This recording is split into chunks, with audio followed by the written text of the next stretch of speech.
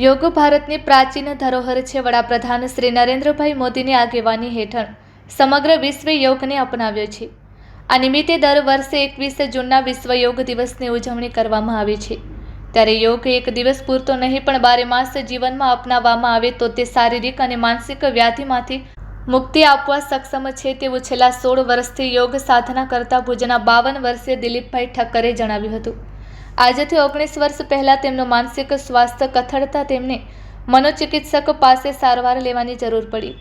માનસિક બીમારી માટે તેમને હેવી ડોઝની ગોળીઓ લેવી પડતી હતી। ધીરે ધીરે પરિસ્થિતિ વધુ વડસતા આ રોગમાંથી મુક્તિ કેવી રીતે મેળવવી તે અંગે તેમણે રસ્તા શોધવાની શરૂઆત કરી। આખરે તેઓએ યોગ સાધનાનું શરણું લીધું।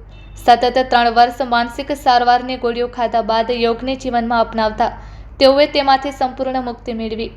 દિલીપભાઈ યોગ સાથેના તેના અનુભવો વર્ણવતા જણાવે છે કે વધુ ગોળીઓ લેવી પડે તે સ્થિતિ સુધી તેઓ પહોંચવા માંગતા ન હતા। જેમ ગોળીઓનો ડોઝ રોજ લેવો પડતો હોય તેમ તેઓએ યોગને દૈનિક ડોઝ સમજીને જીવનમાં ઉતાર્યો। આખરે બીમારીમાંથી તેમને મુક્તિ મળી। ખુદના અનુભવો બાદ તેઓએ યોગને જીવનમાં આત્મસાત કરીને અન્યોને પણ યોગ સાથે જોડવા રીતસરની ઝુંબેશ શરૂ કરી। અત્યાર સુધી તેઓ હજારો લોકોને નિઃશુલ્ક યોગ શીખવાડી ચૂક્યા છે। દૈનિક ધોરણે તેઓ નિઃશુલ્ક યોગ ક્લાસ ચલાવે સાથે સામાજિક સંસ્થા, શાળા, કોલેજ વગેરે તમામ જગ્યાએ પણ વર્ષભર સેવા આપે છે।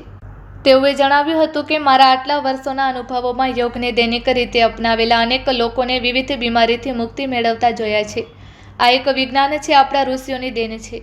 જો તેને ગંભીરતાથી લઈને જીવનમાં સ્થાન આપવામાં આવે તો ચોક્કસ ફાયદા મળે છે। તેઓએ 12મા યોગ દિવસ નિમિત્તે કચ્છવાસીઓને પણ 21 જૂનથી જ યોગને જીવનમાં અપનાવીને શારીરિક અને માનસિક તંદુરસ્તી તરફ ડગ માંડવા અપીલ કરી હતી। મારું નામ છે દિલીપ ઠક્કર અને હું યોગ સાથે જોડાયેલો છું। તો ખાસ આજે કહું 21 જૂન આપણે વિશ્વ યોગ દિવસનો ઉત્સવ મનાવીએ છીએ।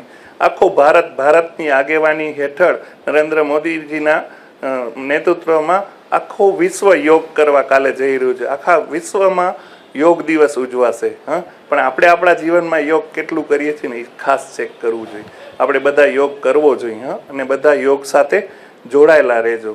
જો મારા જીવનની વાત કરું તો હું સાયકો ટ્રીટમેન્ટ લેતો હતો ને ધીમે ધીમે એમાંથી હું યોગ દ્વારા બહાર નીકળી ગયો ને આજે મારે એક પણ ગોળી ખાતો નથી। હું યોગ દ્વારા જ આમાંથી મુક્તિ મેળવી છે।